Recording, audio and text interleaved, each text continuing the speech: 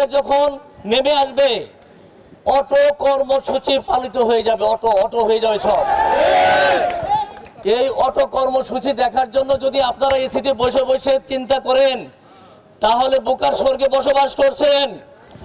অনেক সহ্য করেছে, অনেক সুযোগ দিয়েছে, আর দিতে চাই না।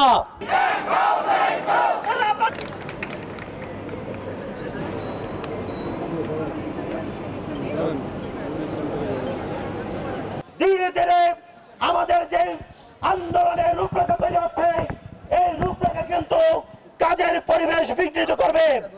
আমি আপনাদেরকে বিনয়ের সাথে বলতে চাই যে আপনারা যারা যে যেখানে আছেন, যে উপদেষ্টা কমিটি গঠন করা হয়েছে, এই উপদেষ্টা কমিটি গঠন করার পর এই ছুটির সময় পেয়েছেন প্রায় 10 দিনের মতো। এই উপদেষ্টা কমিটির কার্যক্রম এই ছুটির দিনে বন্ধ ছিল না। আপনারা যে কোনো সময় যে কোনো দিন আপনারা বসতে পেরেছেন। আমরা অফিস খুলেছে, অফিস খোলার পর 2বার মিটিং হয়েছে। এই 2বার আমরা এখনো ডাক পাইনি, সাড়া পাইনি। আমরা কি ধরে নেব? এই অধ্যাদেশ কি বাতিল হচ্ছে নাকি সংশোধন হচ্ছে? যদি সংশোধন করার চিন্তা ভাবনা করা হয় তাহলে সারা দেশের 18 লক্ষ কর্মচারী কোনোভাবে মেনে নেবে না।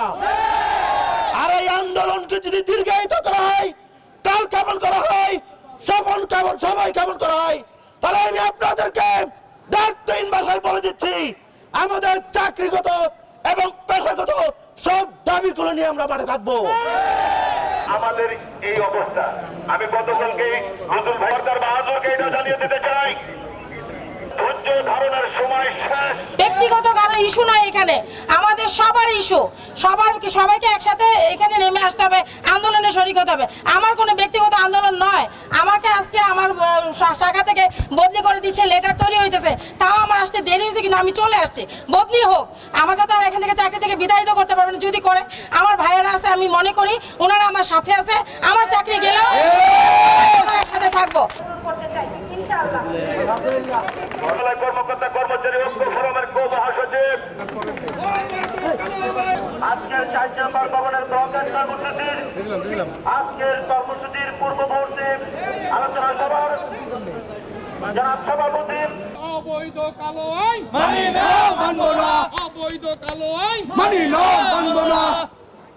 প্রিয় সহকর্মী ভাই ও বোনেরা, আমরা চাচ্ছি যে আগামী 48 ঘন্টার মধ্যে সরকার আমাদেরকে আশার বাণী শোনাবে যে এই কালো আইন বাতিল করা হয়েছে। এর মধ্যে যদি বাতিল না হয়ে থাকে তাহলে আমরা আগামী রবিবার বেলা 11টায় অর্থ মন্ত্রণালয়ের সামনে ব্লকেট কর্মসূচি পালন করব।